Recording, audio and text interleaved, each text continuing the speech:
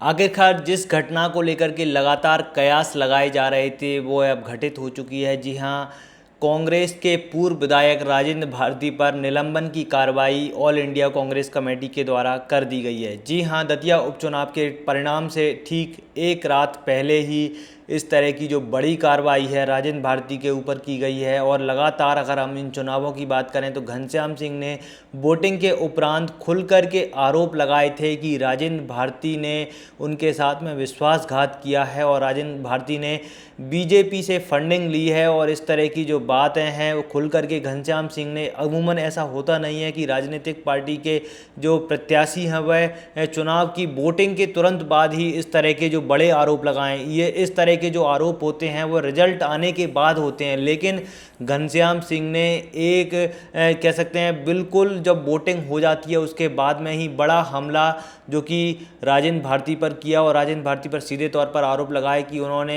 BJP नेताओं से funding ली। और वहीं जब राजेंद्र भारती से जब मीडिया ने ये सवाल पूछे कि आप पर इस तरह के आरोप लग रहे हैं कि आपने बीजेपी नेताओं से फंडिंग ली, तो उन्होंने कहा कि घनश्याम सिंह खुद नरोत्तम मिश्रा से सीधे फाइट नहीं करना चाहते थे और सब लोग जानते हैं कि मैंने कितना संघर्ष किया। कहीं ना कहीं उन्होंने अपना जो दुखड़ा है वो रोया। और अब पूरे कह सकते हैं इस पूरे घटनाक्रम के बाद में कांग्रेस आला कमान की तरफ से बड़ा फैसला लिया गया है और जो राजेंद्र भारती हैं उन पर निलंबन की कार्रवाई की गई है। घनश्याम, मैं आपको पूरे पॉइंट्स वाइज बता देता हूं क्या पूरा घटनाक्रम हुआ। घनश्याम सिंह ने मीडिया में कहा था कि भारती भाजपा नेताओं के साथ मिलकर के काम कर रहे हैं और उन्हें भाजपा से फंडिंग मिली है। उन्होंने आरोप लगाया कि भारती के समर्थकों के जरिए मतदाताओं के बीच पैसे बांटकर कांग्रेस को नुकसान पहुंचाने की कोशिश की गई है। वहीं राजेंद्र भारती ने कार्यकर्ताओं की उपेक्षा भी की। घनश्याम सिंह ने आरोप लगाया कि 2023 का चुनाव जीतने के बाद भारती ने कांग्रेस कार्यकर्ताओं और जनता की उपेक्षा की और विधानसभा में सवालों के जरिए अधिकारियों पर दबाव बनाया गया और भाजपा के वरिष्ठ नेताओं से संबंधों का राजनीतिक लाभ उठाया।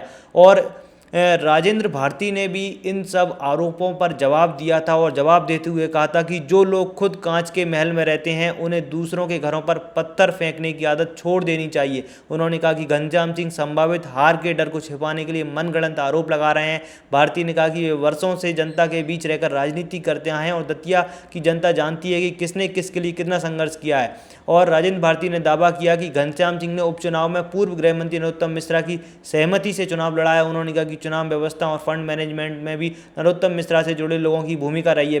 भारती ने आरोप लगाया कि घनश्याम सिंह नरोत्तम मिश्रा के खिलाफ सीधे चुनाव लड़ने को तैयार नहीं थे। कहीं ना कहीं ये आपसी राजनीतिक प्रतिद्वंद्विता और फूट है जो कि खुल करके सामने आ गई है। एक ही पार्टी के दो नेता चुनाव के बीच में ही आमने सामने तलवार खींच करके खड़े हो गए हैं, तो दूसरी पार्टी को क्या ज़रूरत है जब आपस में ही इस तरह की तलवारबाजी चल रही है। तो फिलहाल इस कार्रवाई के ऊपर आप जो भी सोचते हैं अपनी राय आप कमेंट बॉक्स में लिखें और हमारे इस चैनल को सब्सक्राइब जरूर कर लें। धन्यवाद।